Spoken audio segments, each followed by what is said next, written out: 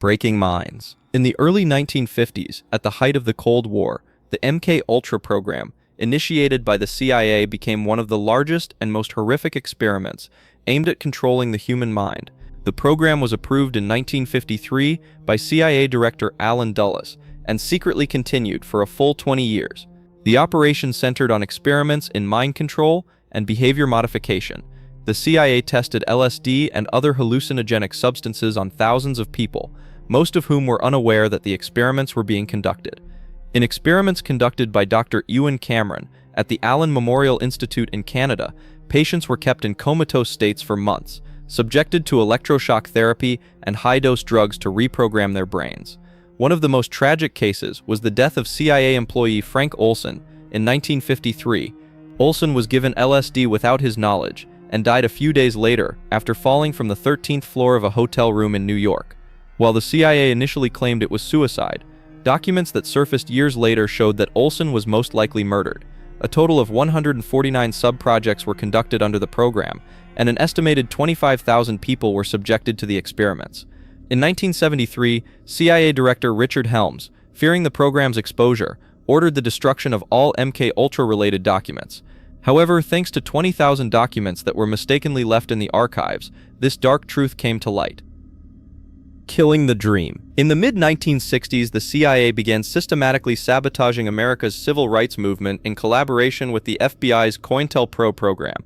The operation's primary goal was to dismantle civil rights leaders and organizations like Martin Luther King Jr., Malcolm X, and the Black Panther Party.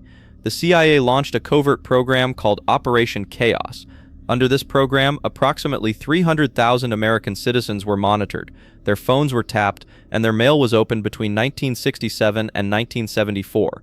The agency's targets included not only black civil rights activists but also Vietnam War opponents, feminist leaders, and peace activists. The operation against Martin Luther King Jr. was particularly striking. In collaboration between the CIA and FBI, secret recordings were made to expose King's private life. Death threats were sent to him, and he was systematically smeared before his assassination in 1968. King's phone conversations were monitored, listening devices were placed in his hotel rooms, and his close friends were infiltrated by agents.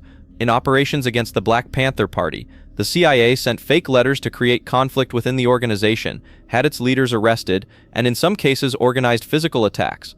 The killing of Fred Hampton in Chicago in 1969 was carried out with intelligence provided by the CIA. Death squads. In the mid-1970s, the CIA established an international terror network connecting military dictatorships in Latin America through an operation called Operation Condor. The program provided coordination for military regimes in Chile, Argentina, Uruguay, Paraguay, Bolivia, and Brazil. To track, kidnap, and kill opposition politicians and activists. The operation became systematic after the CIA-backed coup that overthrew Salvador Allende in 1973 and brought Augusto Pinochet to power. The CIA taught intelligence techniques to secret police in these countries, developed torture methods, and coordinated their policies. One of the most tragic cases occurred in Washington, D.C. in 1976.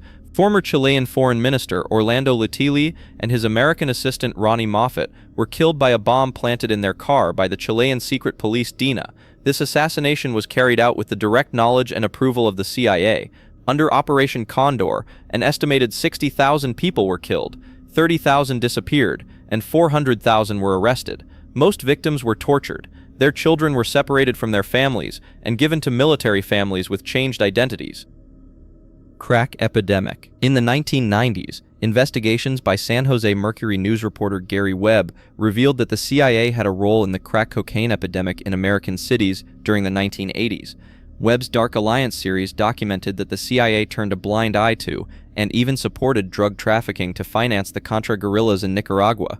The CIA was supporting Contra guerrillas to overthrow the Sandinista government in Nicaragua, but Congress had banned this support. The CIA then allowed the Contras to buy weapons with proceeds from crack cocaine trafficking in Los Angeles and facilitated this trade. One of the key figures in the operation was Nicaraguan drug smuggler Oscar Danilo Blandón. Under CIA protection, Blandón smuggled tons of cocaine into Los Angeles, converted it to crack, and sold it in black ghettos. He transferred most of the profits to the Contras. As a result of this operation, crack use in Los Angeles increased by 2,000% between 1984 to 1990. The city's murder rate reached record levels, thousands of young black men were imprisoned, and social damage lasting for generations was created. After Gary Webb's investigations caused a major stir, he was systematically smeared by mainstream media and the CIA. Webb lost his job, his family fell apart, and he was found dead in 2004. According to official records, he had committed suicide, but he had shot himself twice in the head. 638 murders. Following the Bay of Pigs disaster in 1961, the CIA launched a large-scale program called Operation Mongoose to kill Fidel Castro. Under this program, 638 different assassination attempts were planned against Castro, some so absurd they seemed like movie scripts. Knowing Castro's cigar-smoking habit, the CIA prepared explosive cigars. Cigars contaminated with toxic substances, chemicals that would cause Castro's hair to fall out, LSD to be mixed in water, and even explosives hidden in seashells were prepared. One of the most striking plans involved contaminating a diving suit that would be given to Castro as a gift with tuberculosis bacteria, knowing his diving hobby. Another plan involved treating Castro's boots with LSD so he would act crazily toward the people. The CIA also collaborated with the Mafia. Meetings were held with Mafia leaders like Johnny Roselli, Sam Giancana, and Santo Trafficante, and attempts were made to use their connections in Cuba. Under this collaboration, plans were made to poison Castro's drinks. One of the closest attempts occurred in 1963. A Cuban doctor codenamed AM/a CIA agent had managed to get close to Castro and was about to give him a poisoned pen. However, the plan was canceled on the very day Kennedy was assassinated. Licensed killing. The Phoenix program, conducted by the CIA during the Vietnam War, was launched to dismantle the Viet Cong infrastructure in South Vietnam, but quickly turned into a systematic massacre program. The program, which lasted from 1968 to 1972, terrorized the civilian population. The program's core was to identify, capture, and neutralize people thought to be Viet Cong infrastructure. Among these people were village teachers, nurses, farmers, and even children. The CIA's lists contained more than 70,000 targets. Special units called Provincial Reconnaissance Units were established. Members of these units were trained in torture techniques by the CIA. Electroshock, water torture, rape, and psychological pressure became routine. According to CIA documents, 26,369 people were officially killed under the Phoenix program, but according to South Vietnamese government records, this number exceeded 41,000. The real number is estimated to be much higher because many cases were not recorded. William Colby, the CIA official who ran the operation, said in his testimony to Congress, "This wasn't a Phoenix program, this was a massacre." Under the program, villages were evacuated, civilians were imprisoned in concentration camps, and children were separated from their families. Arms for hostages. In the mid-1980s, the CIA secretly sold arms to Iran and transferred the proceeds to the Contras to support Contra guerrillas in Nicaragua, despite Congress's ban. This operation was at the center of the Iran-Contra scandal that nearly brought down the Reagan administration. The operation began in 1985 under the pretext of rescuing American hostages held in Iran. The CIA sold TODLO missiles and Hawk air defense systems to Iran through Israel. Part of the proceeds was used for Contra support, which Congress had banned. Oliver North, as a National Security Council member, coordinated the operation. North, in collaboration with the CIA, established a complex financial network. Secret accounts in Swiss banks, shell companies, and money laundering systems were used. When the operation was exposed in 1986, the Reagan administration was rocked by a major scandal. A total of 2,004 TOEA missiles and 235 Hawk missile parts had been sold to Iran. Approximately $3.8 million of the $30 million earned from these sales had been transferred to the Contras. After the scandal broke, the CIA shredded 5,000 documents in Oliver North's office. Fax machines ran for days, computer files were deleted, and records were destroyed. However, rescued documents revealed the scope of the operation. CIA versus Nixon. The CIA also had a hand behind the Watergate scandal. The 1972 break-in at the Democratic Party headquarters was evidence not only of political espionage, but also of CIA interference in domestic politics. 4 of the 5 people who carried out the break-in were connected to the CIA. James McCord was the CIA's security chief. Bernard Barker, Virgilio Gonzalez, and Eugenio Martinez were CIA agents who had served in the Bay of Pigs operation. Frank Sturgis had worked for the CIA for many years. The question of why the CIA supported this operation against Nixon still remains a mystery. According to some theories, the agency turned against the president because of Nixon's plans to cut the CIA budget. According to other theories, there were fears that Nixon would expose the CIA's connections to Vietnam and Watergate. During the Watergate investigation, the CIA hid critical documents and provided false information.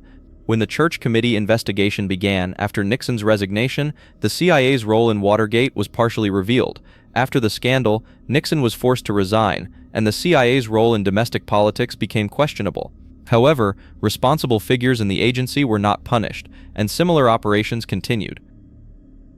Nazi recruitment. Immediately after the end of World War II, the CIA smuggled more than 1,600 Nazi scientists to America through a secret program called Operation Paperclip and covered up their war crimes. This operation, which began in 1945, was conducted to gain technological superiority over the Soviet Union. The most famous name in the program was Wernher von Braun, inventor of the V-2 rockets and one of NASA's founders. Von Braun was in charge of the missile program that caused the deaths of 20,000 slave workers in Nazi Germany. At the Peenemünde Rocket Production Center, prisoners brought from concentration camps were worked in inhuman conditions, and most died from starvation or overwork. The CIA prepared fake identities to clean these scientists' backgrounds, hid SS memberships, and destroyed war crime records. Biological weapons experts like Kurt Blom, researchers connected to Josef Mengele's experiments, and chemical weapons developers were brought to America.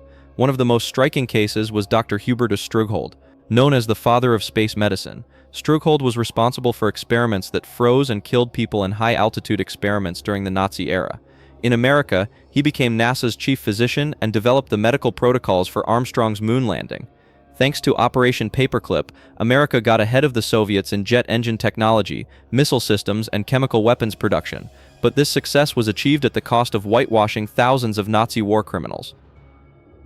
The cover-up. The killing of President John F. Kennedy in Dallas on November 22, 1963, went down in history as one of the CIA's darkest secrets. According to the official Warren Commission report, Lee Harvey Oswald acted alone, but documents that surfaced years later raised serious doubts about the CIA's role in the assassination. In the month before the assassination, Kennedy was in serious conflict with the CIA. After the Bay of Pigs fiasco, Kennedy had fired CIA Director Allen Dulles and laid off 1,000 people from the agency. Kennedy had said, "I want to splinter the CIA into 1,000 pieces and scatter it to the winds." Learning of the CIA's Castro assassination plans, Kennedy stopped all operations and began peace negotiations with Cuba. He had also decided to withdraw from Vietnam. These decisions directly conflicted with the CIA's interests. After the assassination, the CIA did not provide critical information to the Warren Commission. It hid documents about Kennedy's Cuba policies, concealed Castro assassination plans, and covered up Oswald's CIA connections in his background. Oswald's activities in New Orleans, his visit to the Soviet consulate in Mexico, and his connections to CIA agent David Atlee Phillips were hidden. In 1976, the House Select Committee on Assassinations concluded that there was probably a conspiracy in the assassination and found that the CIA had not fully cooperated. However, critical documents are still being kept secret, and the final documents scheduled to be released in 2017 were postponed on national security grounds. After the assassination, the CIA's power continued to grow, the Vietnam War was expanded, and Castro assassination plans were restarted, showing who benefited from Kennedy's death. Digital sabotage. The Stuxnet computer virus that emerged in 2010 was the world's first cyber weapon, jointly developed by the CIA and Israel's Mossad and used to sabotage Iran's nuclear program. This operation marked the beginning of the digital warfare era. Stuxnet was specifically designed to target Siemens centrifuges at Iran's Natanz nuclear facility. The virus infiltrated SCADA systems controlling the centrifuge's rotation speed, making the centrifuges appear to run at normal speed while actually spinning at very high speeds, thus destroying them. The CIA and Mossad developed the virus from 2006 onward through an operation codenamed Olympic Games. During the testing phase, an exact replica of the Natanz facility was built in Israel, and the virus was tested there. George W. Bush and later Barack Obama approved and continued the operation for years. The virus was probably introduced to the facility by an infiltrating agent who loaded it onto a USB stick.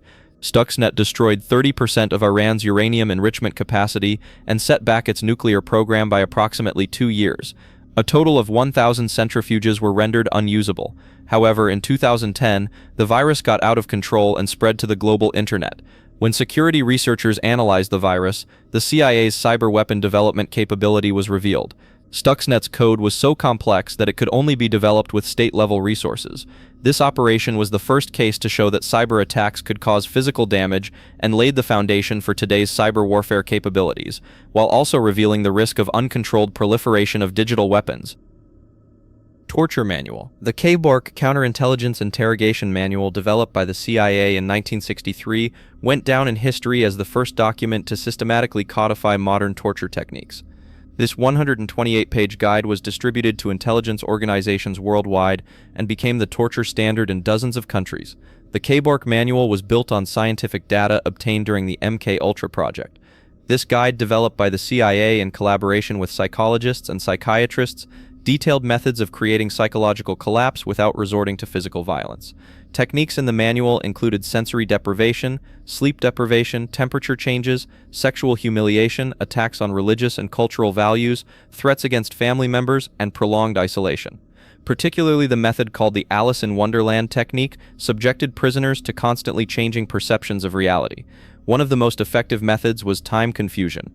Prisoners were kept in rooms lit 24 hours a day, meal times were constantly changed, and no time reference was given. This situation caused serious psychological collapse within 2 to 3 days.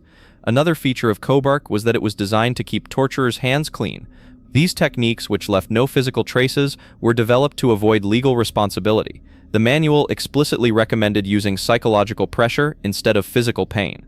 In 1983, the CIA published an updated version of KBORC called the Human Resource Exploitation Training Manual. This new version was taught to military dictatorships in Latin America and was widely used especially in Guatemala, El Salvador, and Honduras.